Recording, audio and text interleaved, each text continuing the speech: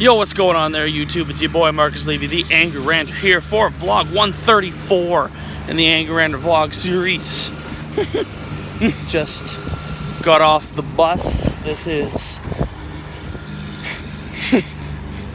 post overnight, as usual, and more so post first of 3 shifts this weekend, and more importantly than that, 8 of the 32 hours I'm putting in this weekend. Considering tomorrow's and the day after's shifts are 12s.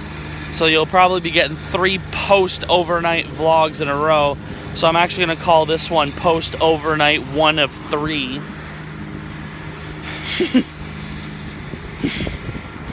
Late August 2019. I know that's not exactly the most creative title, but right now it's the best I can think of on a super tired brain. I mean, if any major topic comes up in conversation, sure, we could absolutely change it, but for now, this is what I got.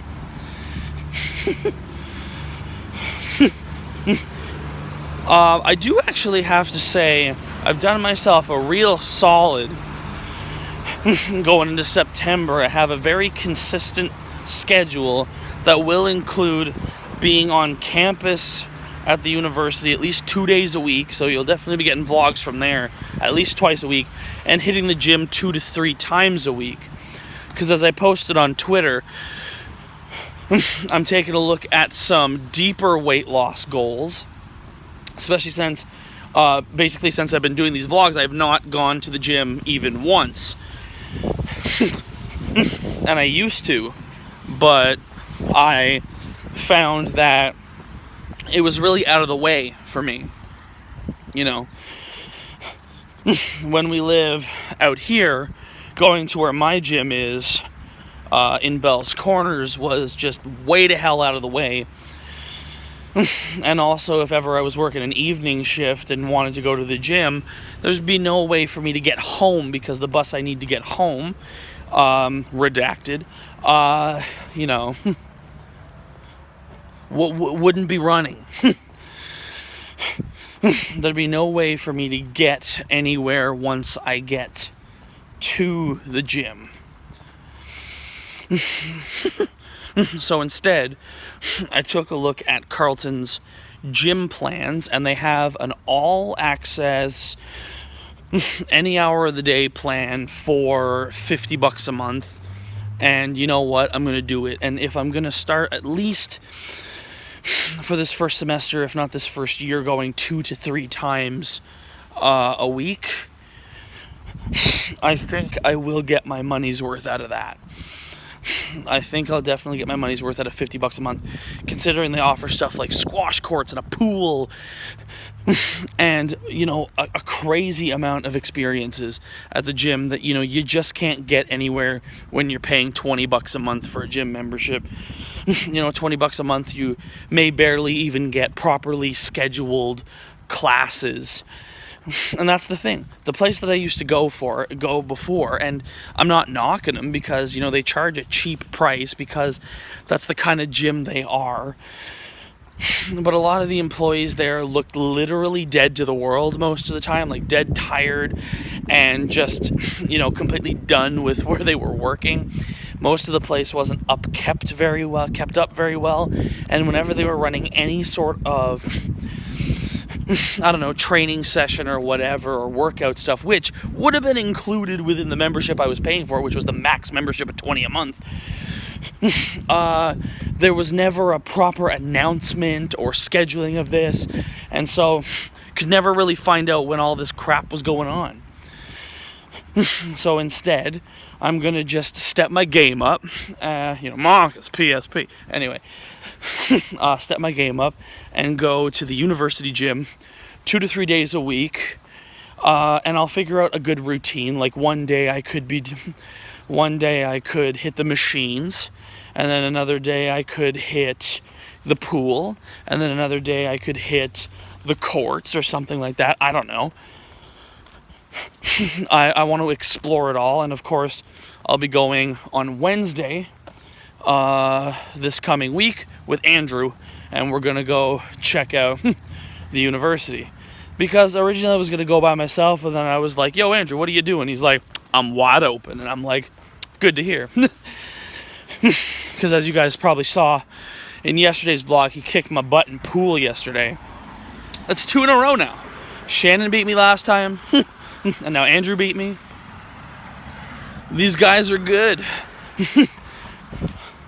At least in Shannon's case, it's the student has surpassed the teacher, because he had no idea how to play until I showed him, and I creamed him the first couple of times, and then here he comes from behind and whoops my ass, and then Andrew said he was pretty good.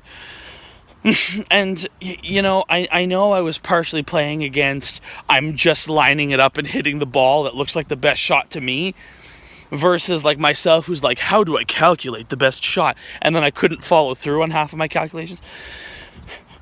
But there's no need to save face in this situation. I lost because Andrew played really well yesterday. That just means they owe me both a rematch so I can become the champion of the world. Anyway. But you know what? Aside from the shaky camera footage, it was quite good yesterday. Not gonna lie. But I'm absolutely looking forward to checking out that gym. But I want to just recite again what I posted on Twitter. So I took a look at, because I'm 5'11",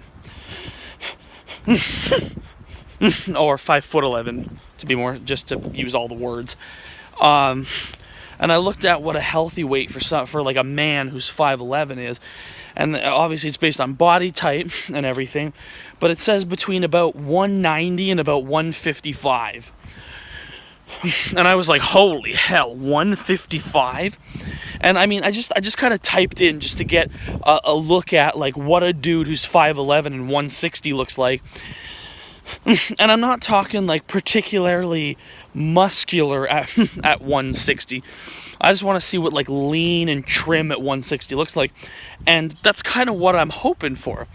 And it would be awesome for me to shed fucking 97.5 pounds and go from being 257.5 down to 160. So I made a Twitter moment, which I think is basically the qualification of like a memory, as a way for me to remind myself. And of course I can update those Twitter moments again in time. But I said what I want to do is by the end of this year I want to be close to, if not at or below 230 by the time we hit Jan 1, 2020. So that would mean that I've shed about 27.5 pounds. I will more than accept if I've shed at least 20, if not 25. That is a win for me. That's a win for me by January 1st. That's just from hitting the gym 2 to 3 times a week, watching what I eat, and just, I don't know, living better.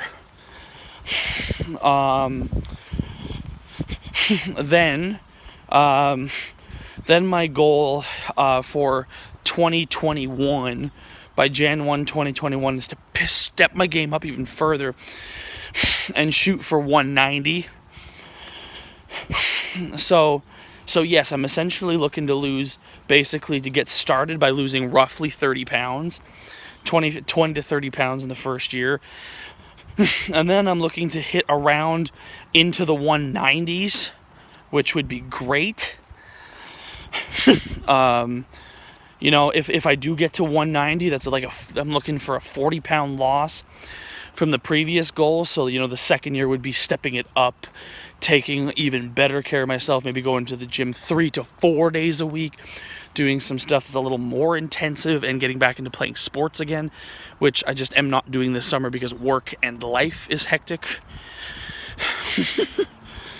And that's by Jan 1, 2021. And so then by Jan 1, 2022, I want to be at the weight that the doctor said was healthy for me. Which, when I went to see the doctor back in, I think it was 2018, she said a healthy weight for me, which back then I was crushing about 240.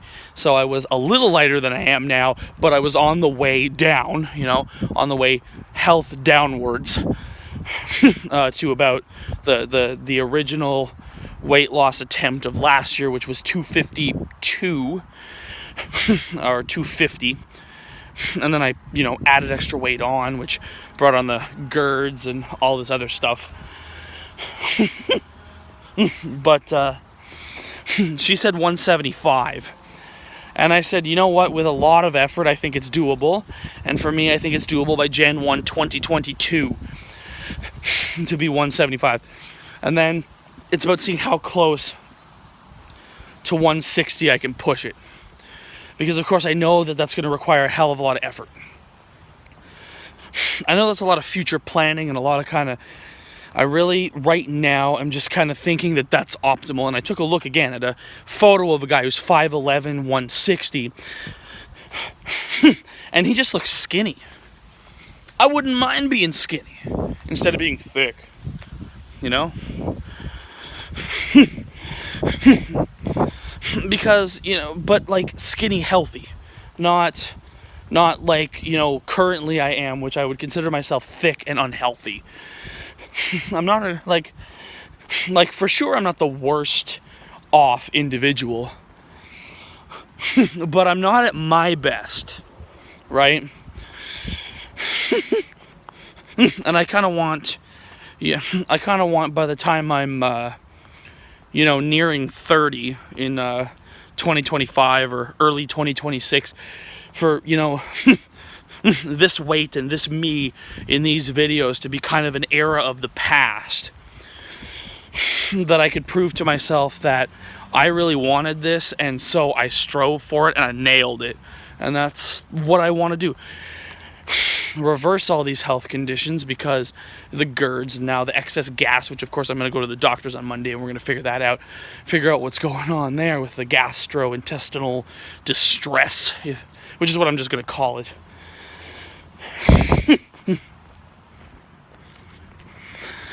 That's exactly what we're going to call it for now until it gets a name, and try to figure out how to reverse these, because I know I've been working really hard on the the front of the severe acid reflux and been able to almost not get triggered by a lot of foods.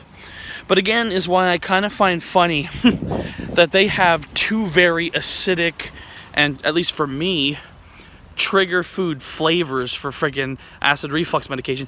Go to the grocery store and you see orange and cherry flavored, and I'm like, really?